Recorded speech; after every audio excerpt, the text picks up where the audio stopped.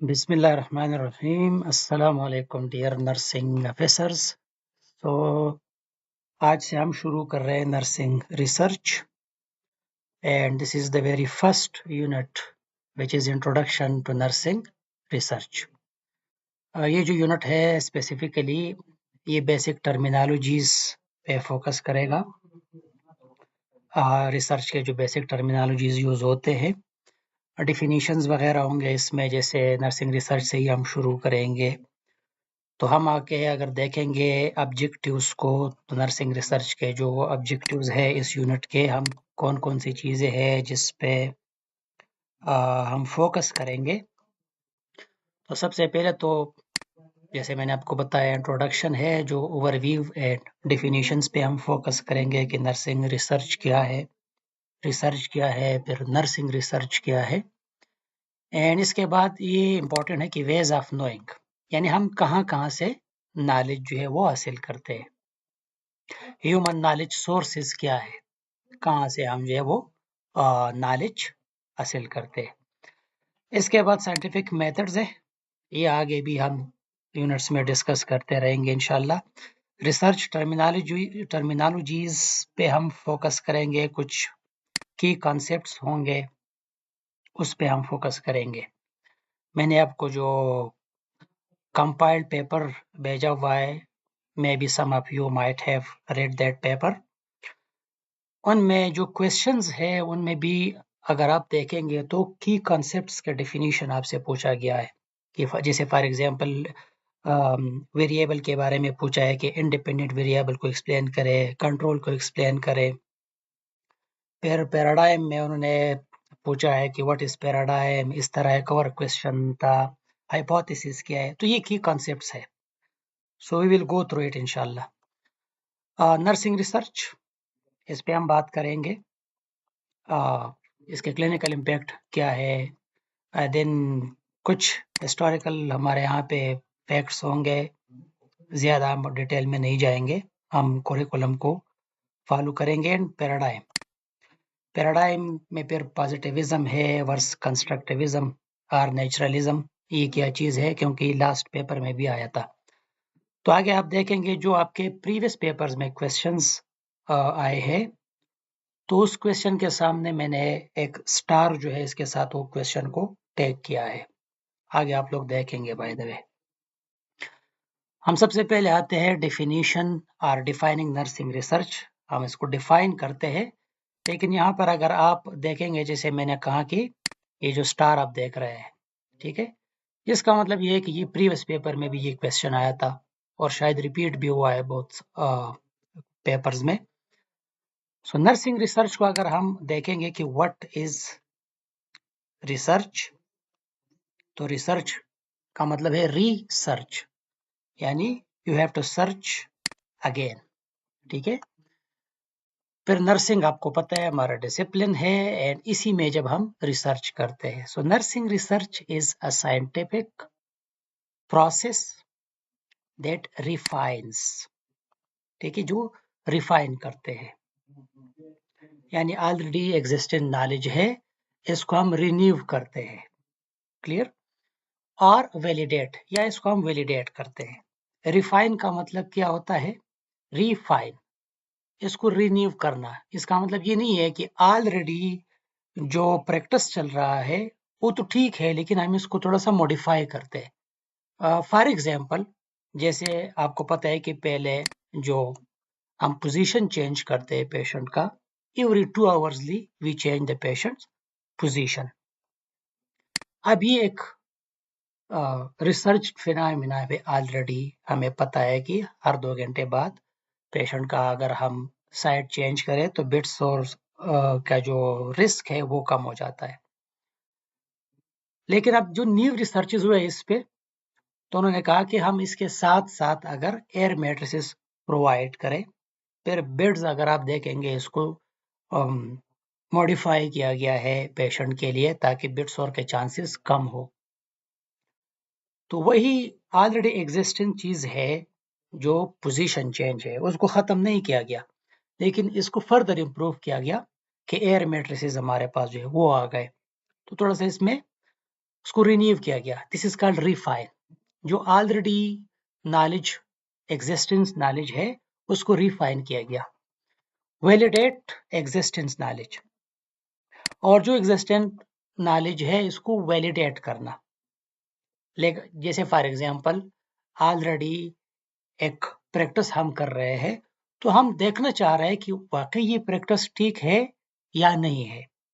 For example cold spongin का example हम ले लें, तो कोल्ड स्पंजिंग जैसे हम करते हैं तो इसको वैलिडेट करने के लिए रिसर्च कंडक्ट करते हैं, और फिर जब देखते हैं कि अच्छा वाकई जो कोल्ड स्पंजिंग करते हैं इससे बॉडी टेम्परेचर जो है वो कम हो जाता है। Now this is validation.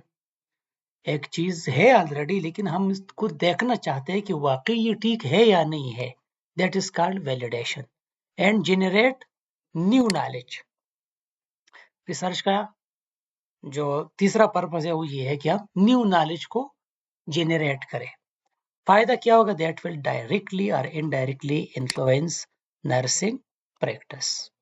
ठीक है, तो रिसर्च का अगर आप डिफिनीशन याद करेंगे तो 3 जो मेन टर्मिनोलॉजीज है, रिफाइन करता है, वैलिडेट करता है एंड जनरेट न्यू नॉलेज, जिसका नर्सिंग पे डायरेक्टली या इनडायरेक्टली इन्फ्लुएंस होगा। तो this is called nursing research. तो रिसर्च मैंने आपको कहा था कि research, we have to search again. एक फिनोमेना को हम दोबारा देखते हैं, एक डिफरेंट एंगल से हम देखना चाहते हैं इसको। So it is a diligent and systematic inquiry undertaken to develop a research body of knowledge for the discipline. Systematic inquiry आगे हम जाएंगे, एक सिस्टमेटिक प्रोसेस है, प्रॉब्लम हम आइडेंटिफाई करते हैं, फिर इस प्रॉब्लम के सिग्निफिकेंस को हम देखते हैं, और फिर जब सिग्निफिकेंस देखते हैं तो फिर हम वहाँ से रिसर्च क्वेश्चन बनेगा और आगे हाइपोथेसिस बनाएंगे, और बहुत सारे प्रोसेस है। तो एक सिस्टमिक इंक्वायरी है, सिस्टमेटिकली जो है ये आगे ये इंक्वायरी चलती है। सो इस स्लाइड में जो मेन पॉइंट्स है वो है कि refine, validate and generate new knowledge. In 3 words को आपने याद रखना है। अल्टीमेट गोल क्या है जब रिसर्च हम करते हैं? So the ultimate goal of nursing research is to provide an empirical basis to guide nursing practice. इसको हम एविडेंस बेस्ड प्रैक्टिस भी। एम्पिरिकल बेस का मतलब है कि हमारे पास प्रूफ आ जाते हैं, स्टैटिस्टिक्स आगे हम पढ़ेंगे, नंबर्स आ जाते हैं, मेजरमेंट हम करते हैं, तो हम फिर नंबर्स पे जो है वो रिलाई करते हैं, जिसको हम कहते हैं प्रूफ। ठीक है, तो प्रूफ के को देखते हुए हम प्रैक्टिस को आगे कंडक्ट करते हैं। तो ये अल्टीमेट गोल होता है रिसर्च का। हम अगर इम्पोर्टेंस पे चला जाए, रिसर्च क्यों इम्पोर्टेंट है, रिसर्च कंडक्ट करना, why is it important? So explanation एक तो इसलिए इम्पोर्टेंट है कि इससे ना हमें पता चल जाता है, ये एक्सप्लेन करता है किस चीज को, relationship among phenomena and identifies why certain events occur। ये ना फिनोमिना जो होते हैं उसके दरमियान रिलेशनशिप को आइडेंटिफाई करती है रिसर्च, कि जो कुछ इवेंट्स है ये क्यों होते हैं। For example, research examining the relationship between nosocomial infections, morbidity, mortality and hospital cost. एक रिसर्चर है वो देखना चाहता है कि जो नोजोकोमियल इन्फेक्शन है इसका मॉर्बिडिटी के साथ क्या रिलेशन है, ठीक है, मॉर्टेलिटी के साथ क्या रिलेशन है, एंड हॉस्पिटल कॉस्ट पे इसका क्या इफेक्ट होता है। मॉर्बिडिटी का मतलब होता है कि डिजीज रेट। तो जैसे हम कहते हैं ना कि अगर नोजोकोमियल इन्फेक्शन का हम रिलेशन देखेंगे मॉर्बिडिटी के साथ, हॉस्पिटल में एक पेशेंट आता है, इनको नोजोकोमियल इन्फेक्शन होता है, तो अब इनका हॉस्पिटल स्टे जो है वो प्रोलॉन्ग हो जाता है। अब इससे ये होगा कि हॉस्पिटल कॉस्ट भी बढ़ेगा। तो ये क्लिनिकल इंसाइट क्या है एक्सप्लेनेशन का, कि understanding the why allows nurses to improve safety protocol effectively. तो फिर हॉस्पिटल में अगर ये रिसर्च हो जाए कि अच्छा जब नोजोकोमियल इन्फेक्शंस हॉस्पिटल में हम प्रिवेंट नहीं करते तो इससे आगे कितने मसले बनते हैं, मॉर्बिडिटी, लोग फर्दर जो है वो डिजीज लोगों में हो जाते हैं, इवन मोर्टेलिटी, डेथ रेट इससे इंक्रीज होता है, हॉस्पिटल कॉस्ट जो है इससे इंक्रीज होती है। तो फिर नर्सिस क्या करेंगे जब इनको पता चलेगा? वो सेफ्टी प्रोटोकॉल को अप्लाई करेंगे ताकि फर्दर ये जो नोज़ोकोमियल इन्फेक्शन है इसको हम किसी तरीके से प्रिवेंट कर सके। तो ये इंपॉर्टेंस है। दूसरा ये कि प्रेडिक्शन, ठीक है, prediction examine the probability of an outcome occurring in specific situation. Research हमें बताती है प्रेडिक्शन के बारे में, जैसे common in epidemiology where specified risk factors predict disease occurrence. For example, obesity predicts heart disease. अब देखिए ये रिसर्च ऑलरेडी कंडक्ट हुई है जिससे ये साबित हो गया है कि जो ओबेसिटी है इससे आगे हार्ट डिजीजेस जो है वो हो सकते हैं। जो लोग ओबीज होते हैं इनमें जैसे आप हाइपरटेंशन होता है, कोरोनरी आर्टरी डिजीजेस होती है फिर लोगों में। सो इससे एक तो प्रेडिक्शन होता है क्योंकि ऑलरेडी रिसर्चेस कंडक्ट भी होती है, वहां से जो स्टेटिस्टिक है वो शो करता है कि जो लोग ओबीज होते हैं इन फ्यूचर इनमें जाके हार्ट डिजीजेस के जो रिस्क है वो बढ़ जाते हैं। थर्ड जो है वो ये कि इंपॉर्टेंस क्या है? कंट्रोल, आउटकम कंट्रोल जिसको हम कहते हैं। इधर आप अगेन देखेंगे कि एक स्टार है, इसका मतलब है कि प्रीवियस पेपर में ये क्वेश्चन आया है। कंट्रोल क्या होता है? Is the ability to specify how to produce a desired outcome. ये आगे हम केस कंट्रोल स्टडीज जब पढ़ेंगे फर्दर आप तब आपको पता चलेगा। फिलहाल आप जिस टर्मिनोलॉजीज को यहाँ पे आइडेंटिफाई करें, आप कंसेप्ट अपना क्लियर करवा ले कि it is heavily dependent on the quality of prediction, जो कंट्रोल है। यानी अगर आपको यहाँ प्रेडिक्शन का पता है, जैसे ओबेसिटी प्रेडिक्ट्स हार्ट डिजीज। अब ये जो ओबेसिटी है आपको पता है कि इससे क्या होता है, ऑलरेडी रिसर्चेस कंडक्ट हुई है ना कि इससे हार्ट डिजीजेस आगे जाके होती है। तो अभी से आप क्या करेंगे? ओबेसिटी को कंट्रोल करेंगे, यानी जो बीएमआई है इसको 18 एंड 25 के दरमियान रखेंगे, लोगों को अवेयरनेस देंगे कि अपने वेट जो है इस पे फोकस करें, डाइट पे फोकस करें। ये अभी से आप कंट्रोल कर सकते हैं। अब क्या होगा फ्यूचर में ये होगा कि जो हार्ट डिजीजेज है वो पेशेंट्स में कम होंगे। It is heavily dependent on the quality of prediction. So if we can predict as a nurse, so we can intervene to control the health result. अगर हमारे पास नॉलेज है प्रेडिक्शन का, फिर एक्सप्लेनेशन, ठीक है, तो तब हम जाके अवेयरनेस दे सकेंगे लोगों को। For example, the incidence of heart disease is reduced when level of obesity and inactivity are controlled। देखो कंट्रोल का मतलब क्या होगा कि वो कहते हैं कि जो हार्ट डिजीजेस है इसका इंसिडेंस कम होगा अगर हम ओबेसिटी एंड इनएक्टिविटी को कंट्रोल करें। क्या मतलब है ओबेसिटी एंड इनएक्टिविटी को कंट्रोल करना?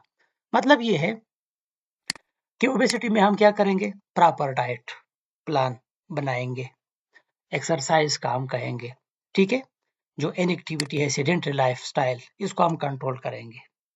पेशेंट को हम कहेंगे कि आप डेली 30 मिनट फॉर एग्जांपल वो वॉक किया करें, एक्सरसाइज किया करें, और इस तरह जो डाइट है वो प्रॉपर डाइट लिया करें।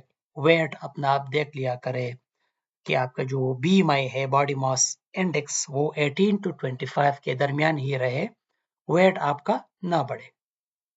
अब जब इन दो चीजों को हम कंट्रोल करेंगे तो इससे आगे जो डिजीज रेट है वो कम होगा। इंसिडेंस जो है, जो भी डिजीज हो, जैसे इस केस में ओबेसिटी एंड इनएक्टिविटी से हार्ट डिजीजेस कम हो जाएंगे in future.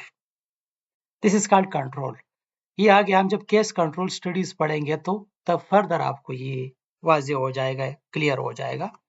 Nursing interventions focus on helping people maintain normal weight. अब क्या है कंट्रोल में? नर्सिंग इंटरवेंशन का फोकस क्या होता है? Normal weight and exercise regularly. ये दो चीजें क्या करती है? These two things control obesity and inactivity. Normal weight, obesity नहीं बढ़ेगी।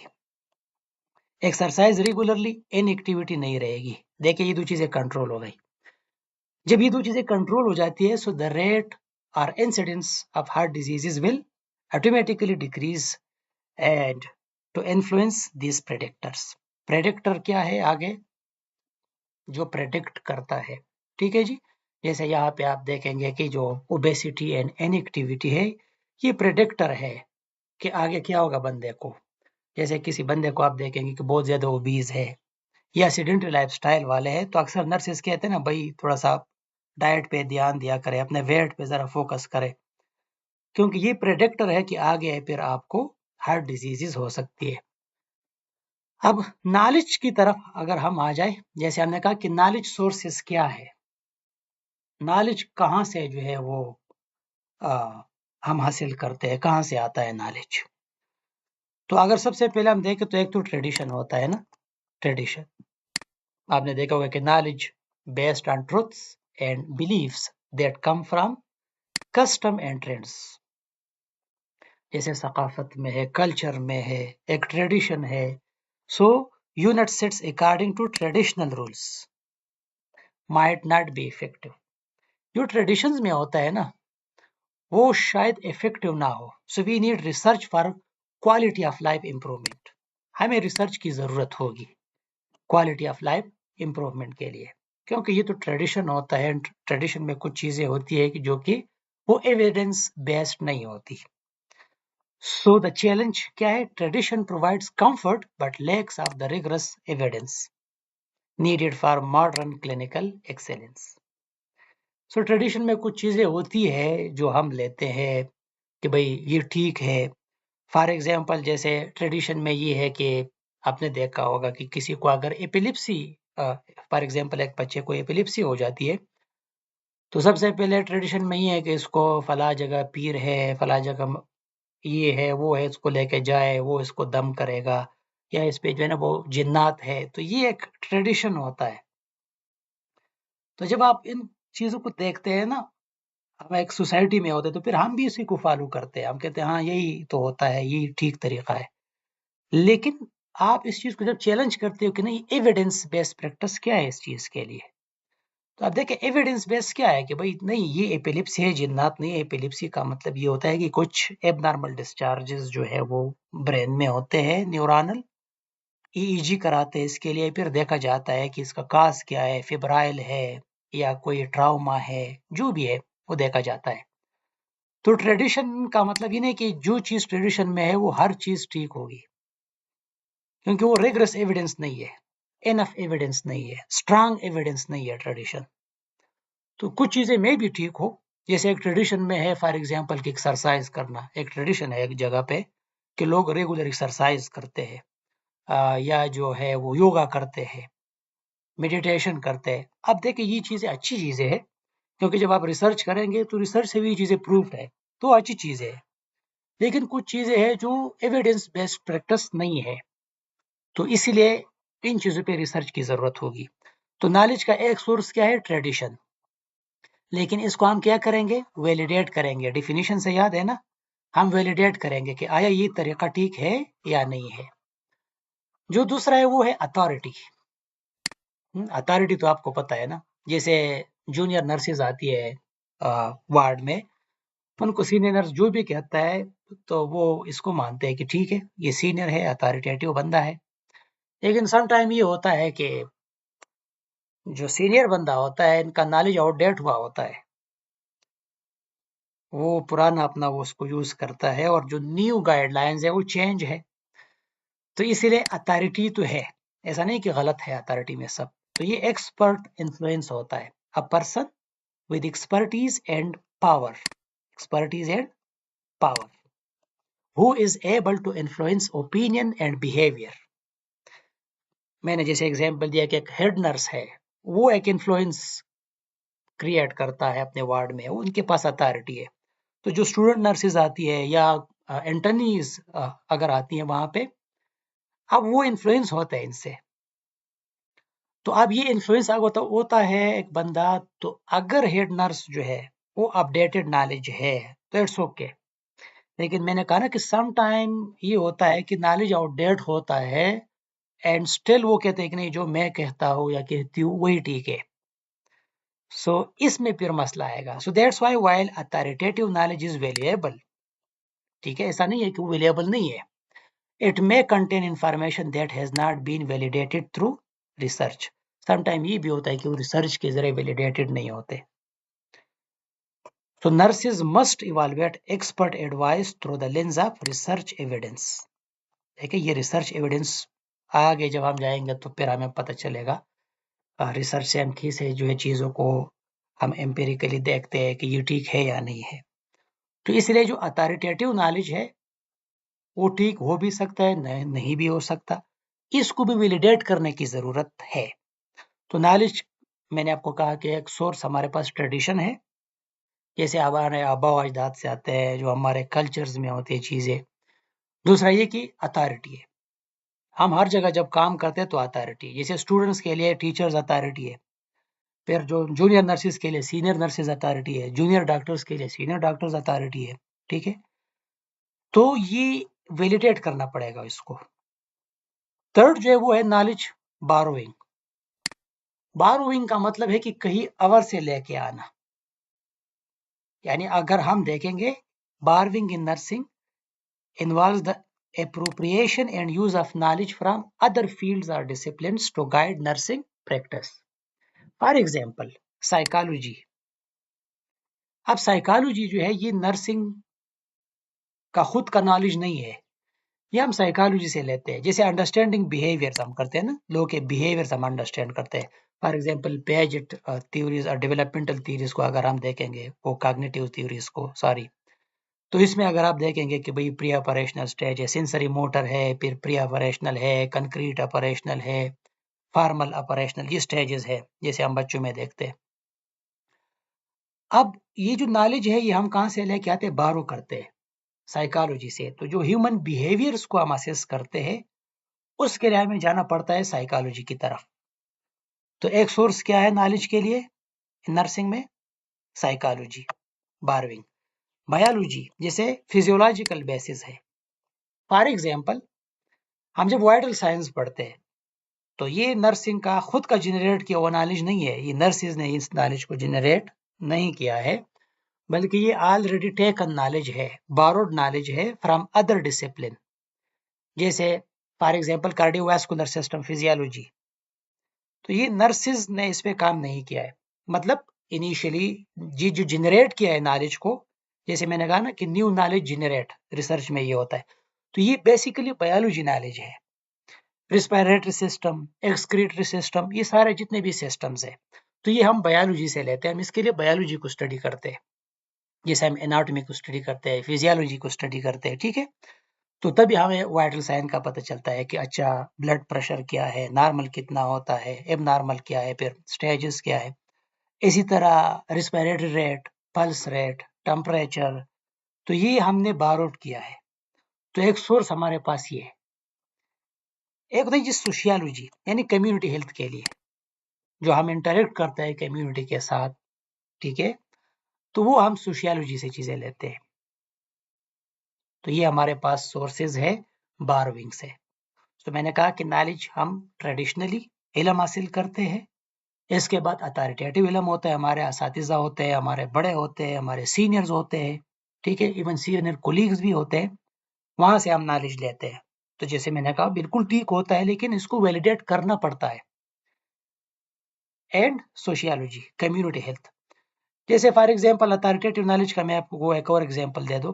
सम टाइम हम यूनिवर्सिटीज या कॉलेजेस में बच्चों को पढ़ाते हैं, बुक्स इनके कोर्स ग्रिड में जो बुक्स होती है, जैसे आपके कोर्स में भी बुक्स है, तो कोर्स ग्रिड में जो बुक्स दी होती है तो वो बहुत पुरानी बुक्स होती है। अब उसमें जो चीज़ है वो ठीक है, लेकिन अब वो थोड़ा सा रिफाइन हुआ है जो नॉलेज है, और बुक्स में वही नॉलेज होता है जो ओल्ड एडिशन है। तो टीचर लोग वो पढ़ाते हैं, तो स्टूडेंट भी वही सीखते हैं फिर, क्योंकि वो अथॉरिटेटिव है, तो स्टूडेंट को भी लगता है कि बस ये ठीक है। लेकिन इसको वैलिडेट करने के लिए स्टूडेंट को क्या करना चाहिए कि वो देख ले न्यू रिसर्च इस पे। जैसे फॉर एग्जांपल हम उसको देख लेते हैं हाइपरटेंशन के स्टेजेस को। तो अगर पुराने में हम देखेंगे तो हाइपरटेंशन का आप देखेंगे तो 140 से जब ऊपर चला जाता है सिस्टोलिक, एंड डायस्टोलिक जब 90 से ऊपर चला जाता है, सो दैट इज स्टेज 1। लेकिन अब ये है कि जैसे ही 130 से ऊपर चला जाता है, दैट इज स्टेज 1, क्योंकि अब गाइडलाइंस चेंज है। तो अगर हम पुरानी बुक देखेंगे तो वहां पे भी चीज वही, वहां पे जो स्टेजेस है, लेकिन अब वो आउटडेटेड है, तो इसीलिए वैलिडेट करना पड़ता है। फिर 12वीं में मैंने आपको बताया कि साइकोलॉजी से हम चीजें सीखते हैं, बिहेवियर वाला, इमोशंस वाला, साइकोथेरेपीज जब हम करते हैं डिफरेंट। फिर बायोलॉजी से हम जितने हमारे वाइटल साइंस है वो सब हम बायोलॉजी ही पढ़ते हैं ना, एनाटॉमी, फिजियोलॉजी। फिर सोशियोलॉजी, अगर कम्युनिटी हेल्थ पे हम बात करते हैं तो इसके लिए सोशियोलॉजी की ज़रूरत होगी हमें।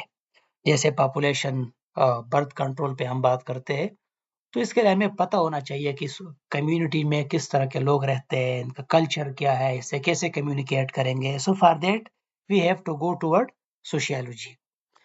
ट्रायल एंड एरर एक और सोर्स ये है। ट्रायल एंड एरर का मतलब ये है कि हमारे पास कोई नॉलेज नहीं है, लेकिन अब हम खुद से देखना चाहते हैं, यानी an approach with an unknown outcome used in situations of uncertainty when other sources are unavailable. लेकिन इसमें ये होगा कि risk, time and patient health are at risk when relying solely on this method, trial and error. तो ये difficult type का होता है। आगे फर्दर इस पे आगे हम बात करेंगे। सो इसमें हम ट्रायल्स करते हैं, इसमें एरर्स आएंगे, और इसी से फिर आगे हम नॉलेज को जनरेट वो करते हैं। एक होता है रोल मॉडलिंग, सबसे बेहतरीन ये होता है रोल मॉडलिंग, नॉलेज का जो सोर्स होता है। जब आप सीनियर एंड प्रैक्टिकल लोगों के साथ काम करते हो, जैसे हमारे जूनियर नर्सेज अगर आपके साथ आके वार्ड में काम करती है, तो आप इनके लिए रोल मॉडल है। इसमें इमिटेशन होता है, यानी नकल उतारना, फॉलो अप करना अपने सीनियर्स को। Learning by imitating the behaviour of an expert, यानी एक्सपर्ट के बिहेवियर को इमिटेट करना, ये बहुत इफेक्टिव तरीका है, मेथड है लर्निंग का, नॉलेज का।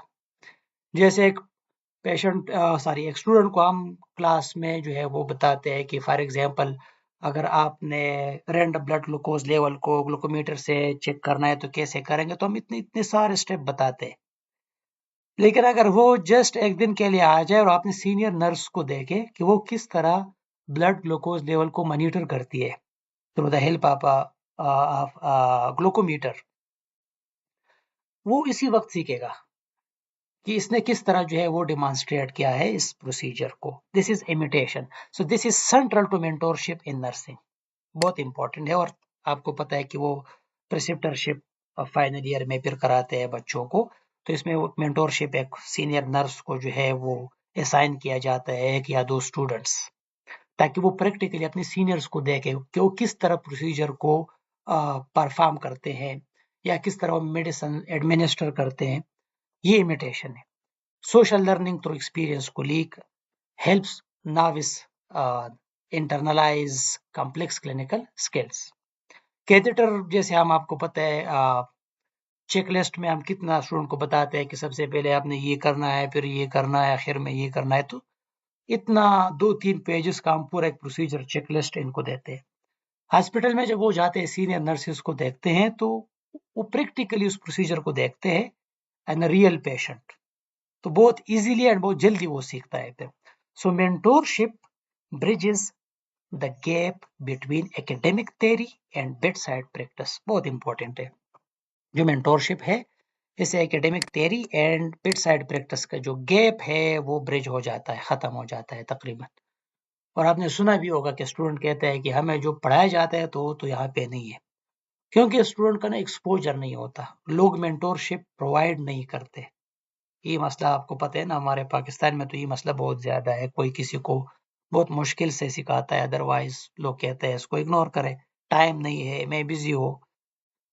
सो ये बहुत इंपॉर्टेंट है कि क्योंकि जो बंदा थ्योरी लेके आया है, अब इसको आप मेंटोरशिप दे दें। तो एक सोर्स हमारे के लिए और सबसे इम्पोर्टेंट सोर्स जो है वो क्या है, रोल मॉडलिंग है।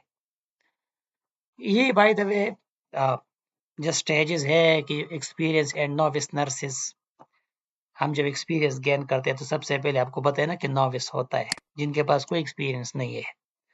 तो वो जब भी कोई स्किल वगैरह परफॉर्म करता है तो वो उस चेकलिस्ट को देखता है, ठीक है, वो इतना एक्सपर्ट नहीं होता, वो चीज़ों को देख देख के, अपनी थ्योरी को देख देख के वो प्रैक्टिस करता है।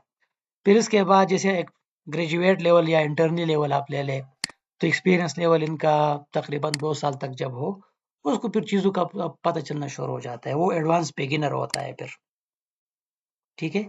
तो फिर गाइडलाइंस वगैरह को थोड़ा-सा देखते हैं, फॉलो करते हैं, लेकिन स्टिल वो एक बिगर पिक्चर को कैप्चर नहीं कर सकता। तीसरे नंबर पे फिर ये बंदा कॉम्पिटेंट हो जाता है, जब एक्सपीरियंस ज़्यादा हो जाए, ठीक है। 3 years and say above, so able to generate and achieve long range goals based on experience. इसके बाद प्रोफिशिएंट होता है, यानी वेल एक्सपीरियंस होता है। अब अगर दूसरा नर्स इनके पास हो भी ना, तो ये खुद से भी मेडिसिन वगैरह दे सकते हैं, ये पेशेंट को टैकल कर सकता है, इसको काउंसल कर सकता है, इनके फैमिली के साथ बात कर सकता है, कम्युनिटी एज अ होल। तो इसका मतलब है कि प्रोफिशिएंट होता है ना। एंड एक होता है एक्सपर्ट लेवल, 5 साल से ज़्यादा जिनका एक्सपीरियंस हो, जैसे आप सब लोग हैं, आप माशाल्लाह। तो आप सब लोग एक्सपर्ट लेवल के, यानी आप वेल एक्सपोज्ड हैं and much faster in approach है, आपको टाइम नहीं लगेगा। जैसे न्यू बेस इन इंटर्नीज आते हैं, या जो अभी न्यूली 1-2 साल एक्सपीरियंस जिनका हुआ होता है, तो चीज़ों को देख देख के काम करता है, वो कंफ्यूज हो जाते हैं। प्रोफिशिएंट एंड एक्सपर्ट लेवल वाले फिर कंफ्यूज नहीं होते, वो खुद से, और खासकर जो एक्सपर्ट लेवल का होता है, इवन वो फिर गाइडलाइंस खुद से वो बताते हैं कि अब इसमें ये करना है, अब ये करना है, क्योंकि इनको पता होता है कि इस सिचुएशन में क्या करना चाहिए। तो ये डीप सिचुएशनल अंडरस्टैंडिंग होता है इनको। जैसे पेशेंट का बीपी जो है वो ड्रॉप होने वाला है, हालांकि मॉनिटर पे नॉर्मल होता है, एक्सपर्ट आपको कहना ये ड्रॉप होने वाला है। अब वो एक होल पिक्चर को देखता है और इस एक्सपीरियंस पे बुनियाद पे आपको कहता है। और जब आप देखेंगे वाकई बीपी ड्रॉप होता है, तो फिर आप पूछते हैं आपको कैसे पता चला, मॉनिटर पे तो सब कुछ नॉर्मल था, तो आपको कैसे पता चला। अब वो एक्सपीरियंस है इनके पास, जो कि इसको इंट्यूशन कहते हैं, यानी कुछ चीजें होती है ना, हम किसी को बता नहीं सकते, यानी हम बताना चाहते हैं लेकिन हम इसको बता नहीं सकते कि कैसे इनको मैं समझाऊं, लेकिन हमें पता होता है कि क्या होने वाला है, दैट इज इंट्यूशन। और खासकर एक्सपर्ट लेवल लोग जो है वो इन चीजों को अच्छी तरीके से फिर समझते हैं। जैसे ये नेक्स्ट, इंट्यूशन। अब जो इंट्यूशन है, इसका मतलब है कि एक इनसाइट अंडरस्टैंडिंग होता है ऑफ सिचुएशन। इनसाइट अंडरस्टैंडिंग का मतलब ये होता है कि बंदे को खुद इनको पता होता है कि ये क्या हो रहा है, इसका क्या मतलब है, क्या होने जा रहा है, लेकिन वो कैन नॉट एक्सप्लेन लॉजिकली, यानी वो एक्सप्लेन नहीं कर सकता। जैसे मैंने आपको कहा कि एक सीनियर नर्स कहेगा ये पेशेंट कोलैप्स होने वाला है, जूनियर नर्स देखेगा कि मॉनिटर पे तो सब कुछ नॉर्मल है। आप देखेंगे तो with in few minutes patient वाकई कोलैप्स होता है। तो जूनियर पूछता है कि आपको कैसे पता चला। अब ये सीनियर को पता है ना कि एक चीज नहीं है, मैंने पेशेंट को एज अ होल देखा है, और मैंने प्रीवियस भी इस तरह के पेशेंट्स देखे कि जब ये पैरामीटर इस तरह हो तो फिर अक्सर पेशेंट कोलैप्स होते हैं। लेकिन ये एक्सप्लेन करना इनके लिए बहुत मुश्किल होता है। अब इसका मतलब ये नहीं कि इनके पास नॉलेज नहीं है, this doesn't mean a lack of knowledge, but rather deep knowledge that is internalized। बहुत डीप नॉलेज है जो इंटरनलाइज्ड है।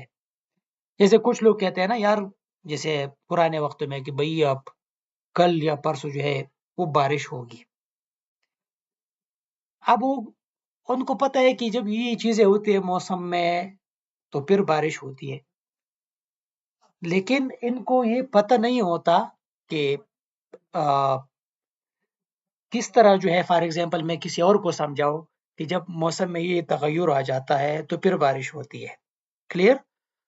सो दिस इज इंट्यूशन। इंट्यूशन का यही मतलब होता है कि आपको पता होता है कि किस तरह जो है ये फिनोमिना जो है आगे प्रोसीड होगा, लेकिन आप एक्सप्लेन नहीं कर सकते। तो मैंने कहा ना, इसका मतलब ये नहीं कि आपके पास नॉलेज नहीं है, इसको कहते हैं इंट्यूशन। अब रीजनिंग प्रोसेसेस की तरफ अगर हम जाएंगे,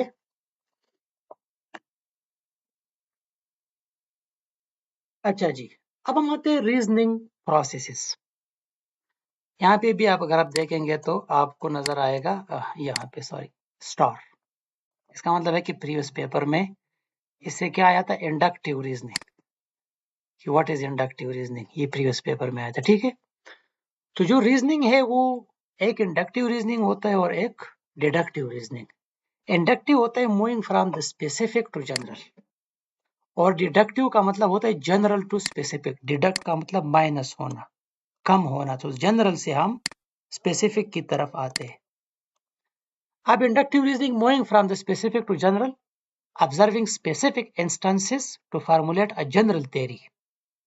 फॉर एग्जाम्पल, ये जो आप इसमें देख रहे हैं सर्कल में, ऑब्जर्वेशन क्या है? एज अ नर्स आप देख रहे हो कि your cardiac patient gets short of breath every time they walk to the bathroom और द वॉशरूम। आप देख रहे हो ना कि आपका एक पेशेंट है, जब भी वो बाथरूम चला जाता है तो शॉर्टनेस ऑफ ब्रेथ हो जाता है इनको। अब ये स्पेसिफिक मसला है ना पेशेंट में, अब स्पेसिफिकली सिर्फ और सिर्फ रिस्पिरेटरी प्रॉब्लम पे फोकस कर रहे हो कि पेशेंट शॉर्टनेस ऑफ ब्रेथ में चला जाता है। पैटर्न क्या है? The shortness of breath only happens during physical effort. जब आपका पेशेंट फिजिकल एफर्ट करता है तो उस वक्त क्या हो जाता है? पेशेंट को शॉर्टनेस ऑफ ब्रेथ हो जाता है। कंक्लूजन क्या निकलता है? The patient's heart is likely struggling to handle the stress of walking. Patient's heart जो है वो लाइकली स्ट्रगल करता है जब भी पेशेंट चलता है। अब ये आप यहां से देखिए ऑब्जर्वेशन में ये स्पेसिफिक है और आप जनरल की तरफ आ गए। इधर जनरल क्या था कि जब भी पेशेंट का वो चलता है तो क्या हो जाता है? हार्ट जो है वो स्ट्रगल करता रहता है। हार्ट स्ट्रगल का मतलब क्या होता है कि जब पेशेंट चलता है तो बॉडी को एनर्जी की जरूरत होती है in the form of oxygen, और वो ब्लड पंप कौन करता है? हार्ट। तो जब आप चलते हो तो एनर्जी चाहिए तो हार्ट पंप इंक्रीज करता है। जब हार्ट पंप इंक्रीज करता है क्योंकि ऑक्सीजन की जरूरत है, तो पेशेंट शॉर्टनेस ऑफ ब्रेथ में चला जाता है क्योंकि लंग्स ने ऑक्सीजन प्रोवाइड करना होता है ना।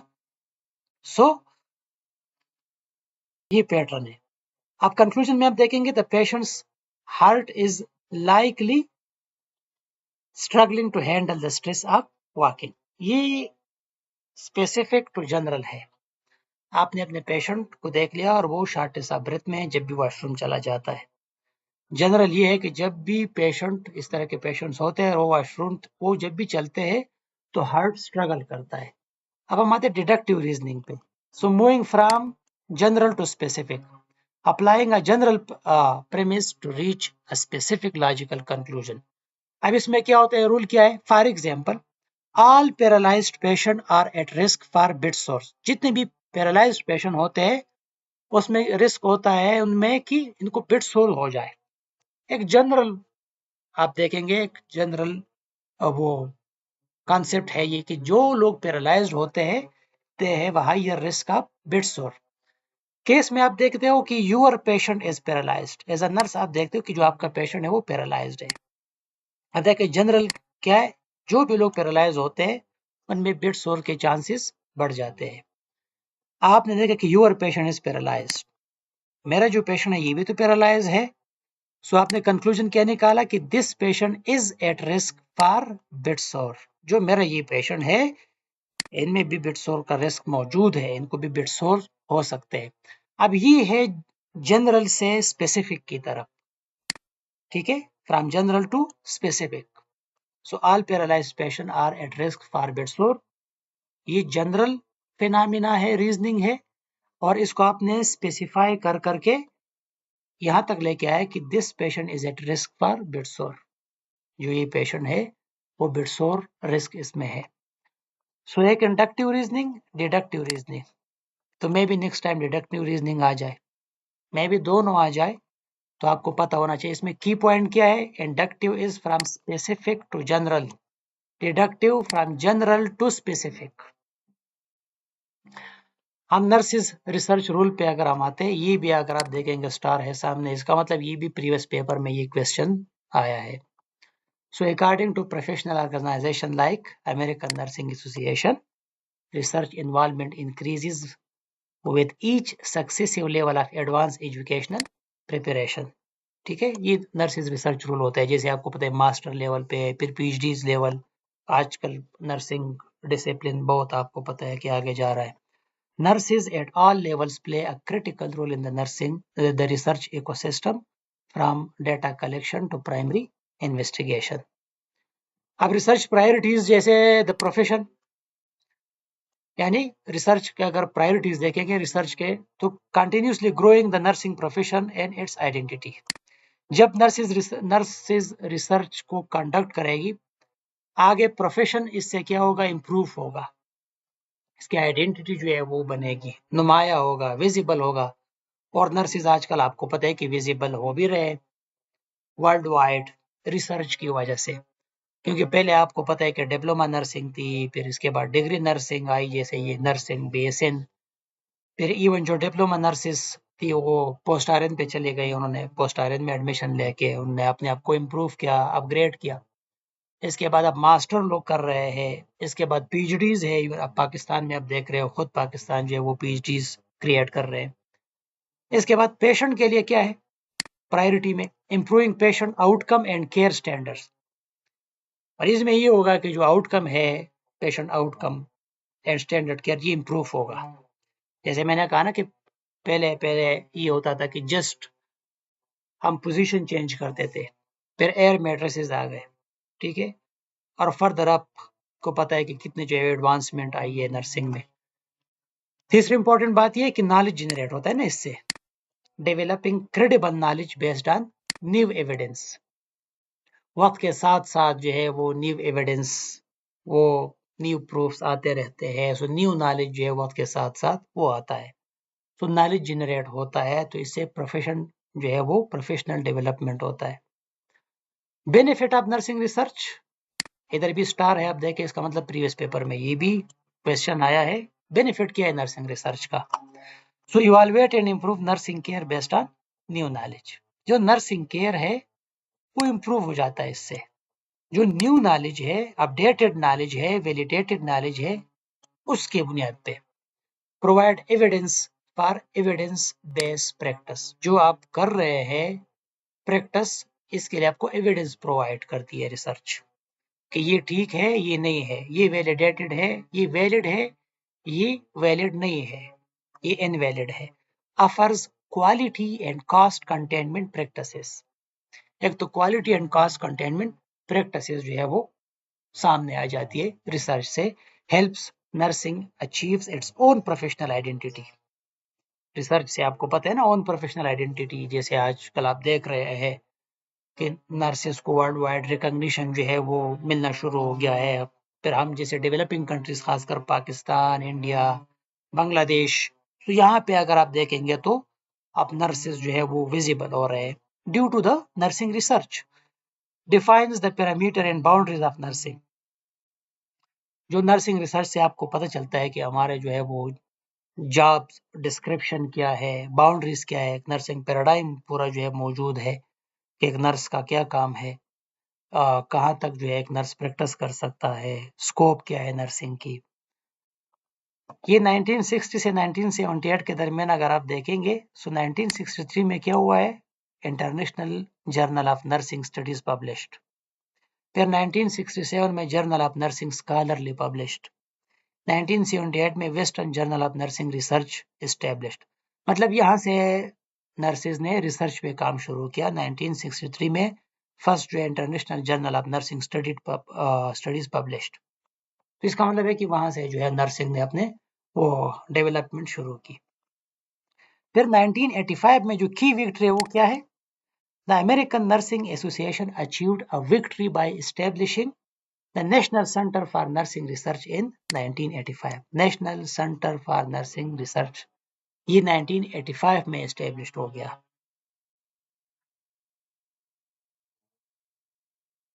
लास्ट हम आते व्हाट इज पैराडाइम, ठीक है, पैराडाइम पे हम आते हैं। जैसे मैंने कहा ना कि ये भी आप देखेंगे तो प्रीवियस पेपर में पैराडाइम का भी आया था कि what is paradigm.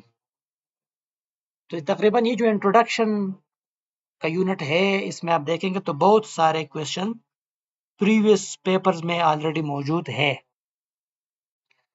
So paradigm क्या है, paradigm is actually a world view होता है ना, एक लेंस है जिससे आप दुनिया को देखते हो। जैसे नर्सिस है, नर्सिस का अपना एक पैराडाइम है, क्या है, हम पेशेंट को एज अ होल देखते हैं। हम ये नहीं देखते कि ये पेशेंट जो आया है हाइपरटेंसिव के साथ, हम जस्ट इसका हाइपरटेंशन पे फोकस करेंगे, नहीं, हम एज अ होल देखते हैं।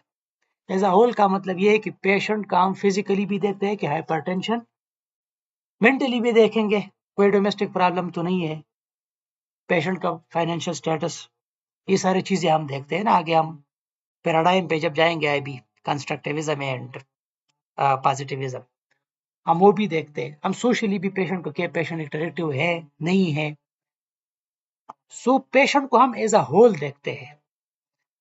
इसी तरह ये एक रिसर्चर का भी अपना पैराडाइम होता है। आगे हम पढ़ेंगे रिसर्च के मेन टू टाइप्स है, क्वालिटेटिव है और एक क्वांटिटेटिव है। ये दो अलग अलग टाइप्स है रिसर्च के। अब ये इसके लिए दो अलग लोग होते हैं। एक बंदा कहता है कि नहीं है, रियलिटी जो है वो एक ही रियलिटी है, और एक बंदा होता है कि नहीं, रियलिटीज मल्टीपल है। तो ये देखिए, दो रिसर्चर है और हर एक का अपना एक नजरिया है। ये जो अपना नजरिया होता है इसको कहते हैं पैराडाइम। सो आपको कहते हैं पैराडाइम क्या है? अ वर्ल्ड व्यू, आउटलुक और general perspective on the complexities of the real world with assumption about reality. हर बंदे का अपना जो है अपने assumptions होते हैं एक रियलिटी के बारे में। दे आर lenses, क्या? Paradigm that sharpen focus, they are not blenders। यानी research paradigm is a researcher world's view or belief system that guides how they choose to investigate a topic and interpret data. It indicates what count as truth and how they go about finding it. Simple मैं आपको बताऊं, अगर हम types पे आ जाए, ये जो paradigm है ना, टू टाइप्स के रिसर्चर होते हैं। एक क्वांटिटेटिव रिसर्चर होता है और एक क्वालिटेटिव रिसर्चर होता है। एक को कहते हैं पॉजिटिविस्ट पैराडाइम और एक होता है कंस्ट्रक्टिविस्ट पैराडाइम। पॉजिटिविस्ट वाले कहते हैं कि क्वांटिटेटिव, यानी वो ऑब्जेक्टिवली चीजों को देखता है। ऑब्जेक्टिवली का मतलब है, मैं आपको सिंपल एग्जांपल देता हूँ। एक पेशेंट आता है हॉस्पिटल में, उस पेशेंट का डॉक्टर क्या करता है, वो असेस करता है पेशेंट को, और जब बीपी को असेस करता है तो कहता है कि आपको हाइपरटेंशन है। ये है पॉजिटिविस्ट पैराडाइम। वो कहता है कि रियलिटी एक ही है, वन ऑब्जेक्टिव है। इसका मतलब है कि सिंगल रियलिटी है, हाइपरटेंशन है या नहीं है। अगर है वो मेडिसिन लिख के देता है और पेशेंट को बेचता है, अगर नहीं है तो कहता है कि आपको हाइपरटेंशन नहीं है, आप बिल्कुल ठीक है। तो वहां पे एक ही रियलिटी है, हाइपरटेंशन है या नहीं है। ये ऑब्जेक्टिव है, डॉक्टर खुद असेस करता है फॉर एग्जांपल और पेशेंट को बेचता है। एक होता है कंस्ट्रक्टिविस्ट पैराडाइम। कंस्ट्रक्टिविस्ट कहता है कि नहीं, रियलिटीज जो है वो मल्टीपल है, सिर्फ ये नहीं है कि हाइपरटेंशन है या नहीं है। वो कहता है कि जैसे नर्स ले ले फॉर एग्जांपल, अगर एक अच्छा नर्स है, वो कहेगा कि ठीक है आपको हाइपरटेंशन तो है। अब ये सिर्फ नहीं कि हाइपरटेंशन है, लेकिन ये हाइपरटेंशन आपको है, तो वो पूछता है कि अच्छा जी, आपके डोमेस्टिक कोई प्रॉब्लम्स तो नहीं चल रहे, आप मेंटली स्टेबल हो कि नहीं हो, आपका किसी के साथ झगड़ा तो नहीं हुआ है, आप अपने लाइफ से सेटिस्फाइड हो कि नहीं। क्योंकि वो अब नर्स जो देखता है ना, वो कहता है कि मल्टीपल रियलिटीज है, एक नहीं है, कुछ भी हो सकता है जिसकी वजह से बंदा जो है, इनको हाइपरटेंशन है फॉर एग्जांपल, मैं आपको समझाने की कोशिश कर रहा हूँ। That is constructivism. तो ये दो पैराडाइम है। डॉक्टर देखता है मरीज को कि इनको बीमारी है या नहीं है, दैट इज पॉजिटिविस्ट पैराडाइम। इस तरह जो क्वांटिटेटिव रिसर्चर्स होते हैं वो ऑब्जेक्टिव होते हैं, वो नंबर्स देखते हैं, कितने लोगों में फॉर एग्जांपल बीमारी है, कितने लोगों में नहीं है, कितने लोगों पे मेडिसिन ने काम किया है और कितने लोगों पे मेडिसिन ने काम नहीं किया। जो कि कंस्ट्रक्टिविस्ट जब होते हैं तो कहते हैं नहीं, मल्टीपल रियलिटीज है, वो नेचुरलिस्टिक होते हैं ना, वो कहते हैं कि लाइफ एक्सपीरियंसेस देखा जाए। तो यहाँ पे जैसे कंस्ट्रक्टिविस्ट होते हैं, वो बिलीव ट्रुथ इज सब्जेक्टिव।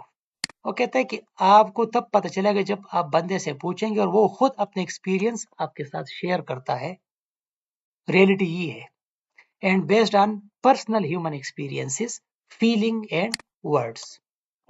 जो कि पॉजिटिविस्ट कहता है कि नहीं, truth that can be measured with numbers, stats and experiments.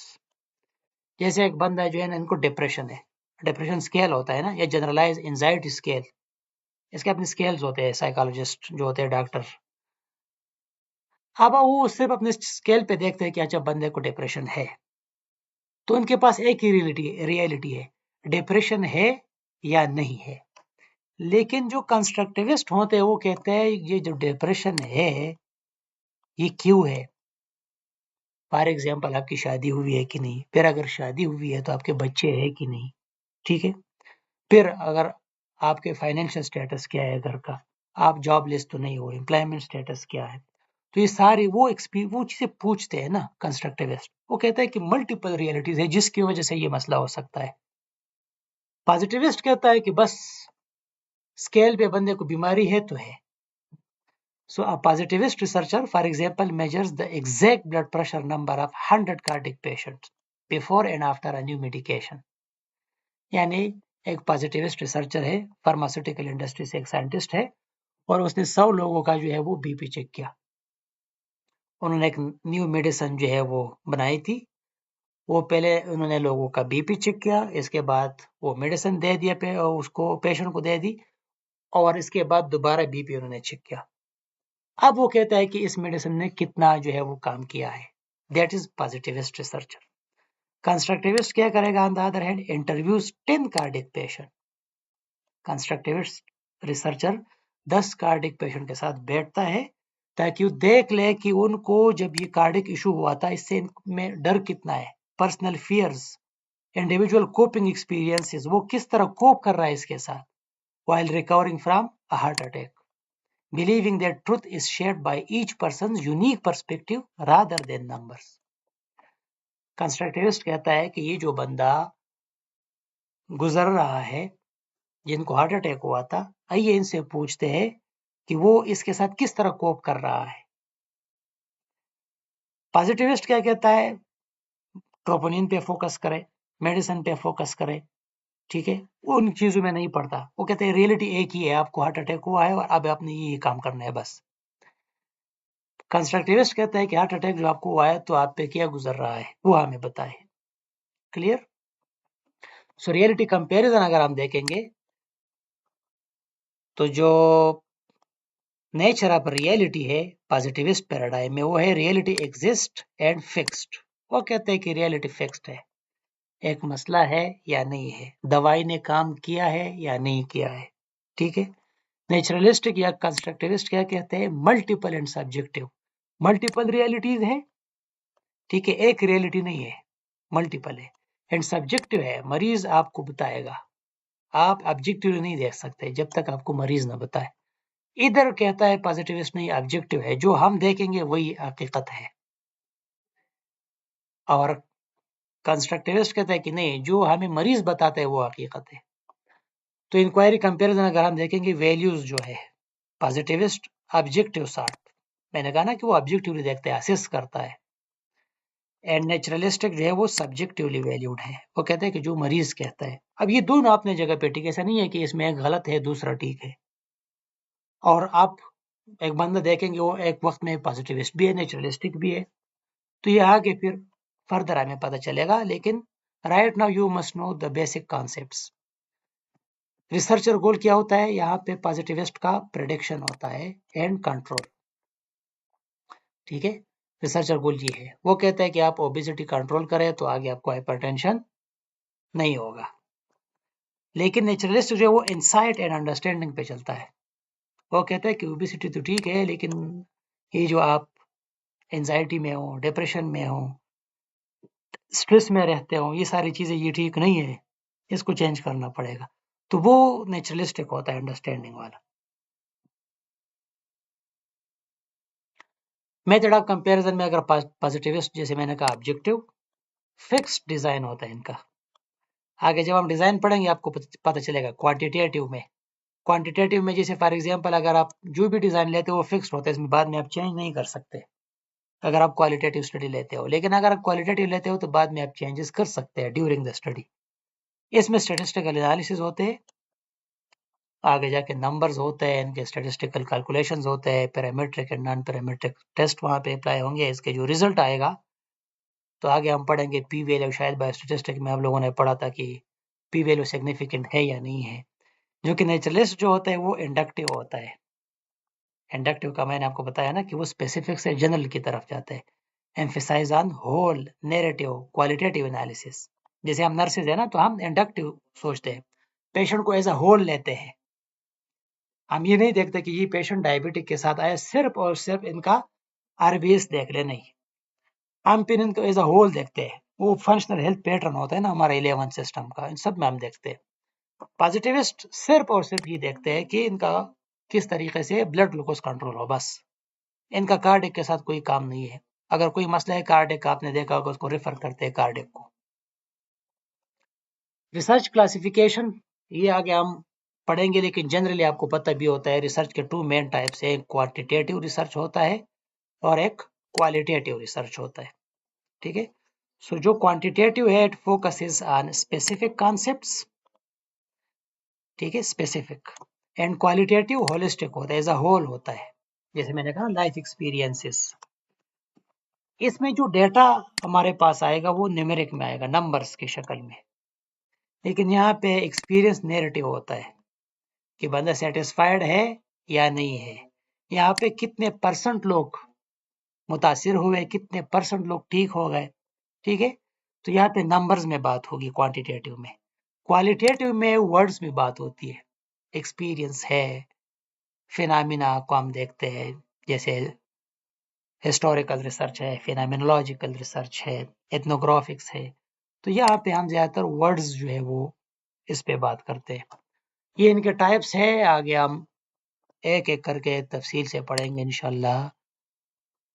Quantitative के अगर आप देखेंगे डिस्क्रिप्टिव रिसर्च है, ठीक है। जैसे आप अपने वार्ड में देखते हो कि एक महीने में कितने लोग यहाँ पे एडमिट होते हैं, जस्ट क्वांटिटेटिव, सो ये डिस्क्रिप्टिव है। फिर क्वाज़ा एक्सपेरिमेंटल है, कोरिलेशनल रिसर्च है एंड एक्सपेरिमेंटल रिसर्च है। ये 4 मेन टाइप्स है क्वांटिटेटिव रिसर्च के, और ये आगे हम एक एक पढ़ेंगे इंशाल्लाह। क्वालिटेटिव टाइप जो है वो हिस्टोरिकल है, हिस्टोरिकल रिसर्च है। जैसे कोई हिस्टोरिकल फैक्ट्स है, इसका हम रिसर्च करते हैं। इसमें फिनोमिनोलॉजी है, लोगों के एक्सपीरियंस का हम देखते हैं। ग्राउंडेड थ्योरी रिसर्च है, एक जगह पे जाके जो रिसर्च किया जाता है एज ऑब्जर्वर। एथनोग्राफिक रिसर्च है, एक स्पेसिफिक एथनिक ग्रुप या वहाँ पे जाके वो जब रिसर्चेज होती है। तो क्वालिटेटिव में ये मेन टाइप्स है। बाय द वे इसको आगे हम पढ़ेंगे, जस्ट आपको पता चल जाए कि मेन 2 टाइप्स है और इनमें फिर सब टाइप्स ये 4 मेन सब टाइप्स है। एक आते हैं basic versus applied research. So basic research जो होता है ना, extend base of knowledge to refine theory without immediate practical use. Basic research में क्या होता है, हम नॉलेज जनरेट करते हैं, सिंपल। इसमें ये होता है कि done purely to gain knowledge, ताकि हमारे नॉलेज आ जाए।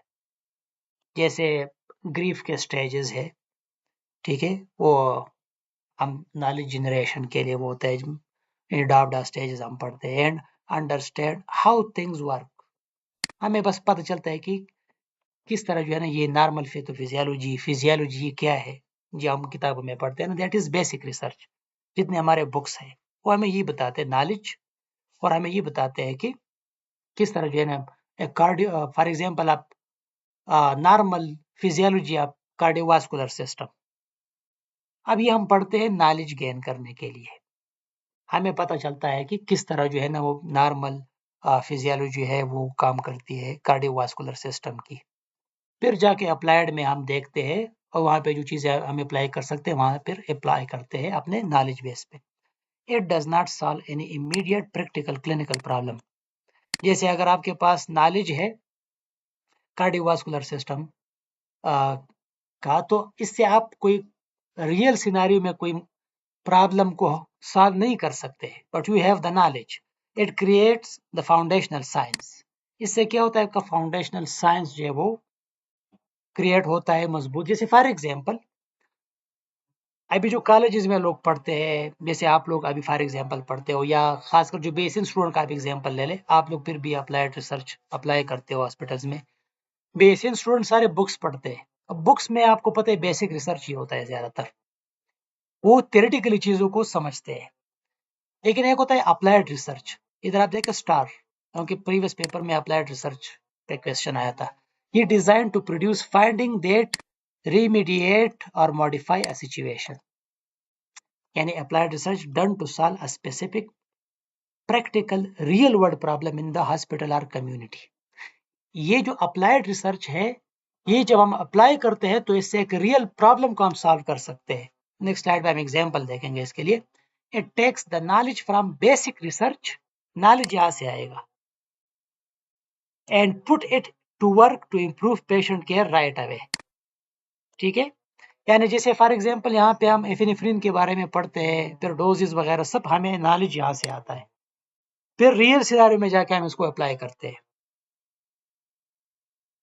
अब हम कंपेयर अगर करेंगे बेसिक एग्जांपल, बेसिक रिसर्च का अगर हम देखेंगे, study to understand the normal grieving process. ठीक है, ग्रीविंग प्रोसेस है जो सबसे पहले डिनाइल होता है, इसके बाद एंगर होता है, फिर बार्गेनिंग होता है, फिर डिप्रेशन में पेशेंट चला जाता है और आखिर में एक्सेप्टेंस पे चला जाता है। नाउ ये देखिए नॉलेज है, ये मुझे जस्ट पता है और मुझे पता है कि किस तरह जो है वो नॉर्मल ग्रीविंग प्रोसेस जो है वो चलता है जब कोई अटेंडेंट या लोग अपने प्यारों को लॉस्ट करते हैं। या नॉर्मल फिजियोलॉजी मैंने आपको बताया, कोई कार्डियक सिस्टम का किस तरह है, blood circulation for example, cardiac circulation जो हम कहते हैं, systemic circulation versus pulmonary circulation, ये बेसिक एग्जांपल है रिसर्च की, बेसिक रिसर्च की एग्जांपल है।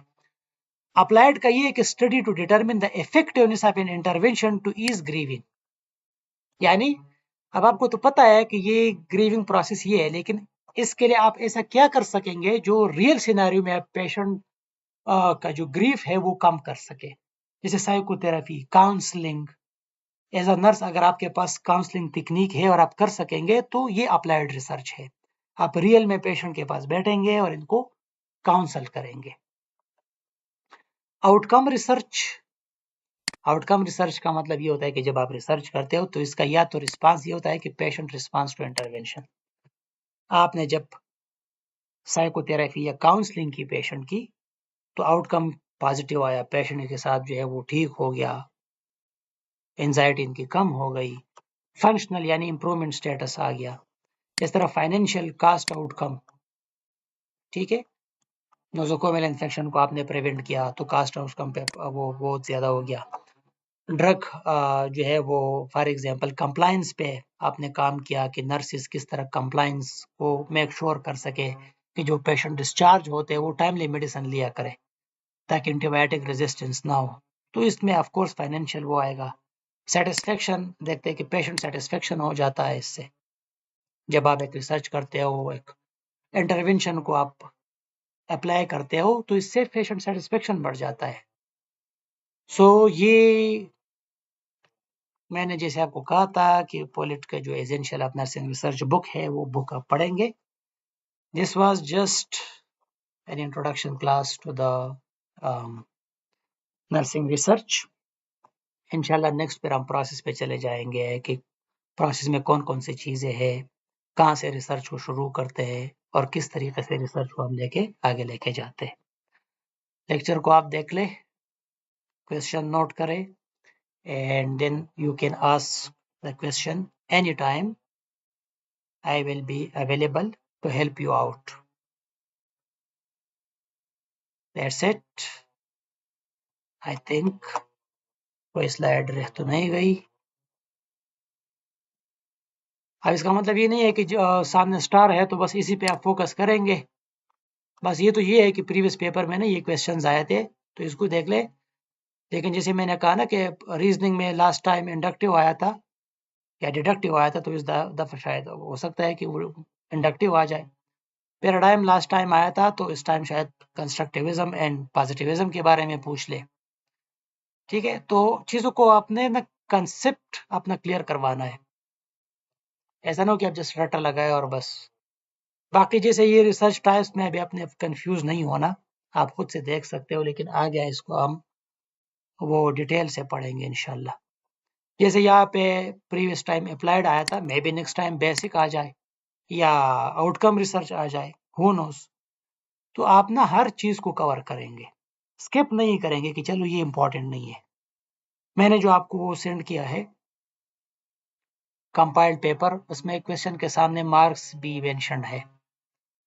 If you see that paper, इससे आपको अंदाजा होगा कि ये टॉपिक कितना इंपॉर्टेंट है, कितने मार्क्स का जो है वो क्वेश्चन आ सकता है यहाँ से। Clear? So wish you all the best. I hope कि आप लोग लेक्चर आप लोगों ने पूरा देखा होगा एंड क्वेश्चंस भी नोट किए होंगे।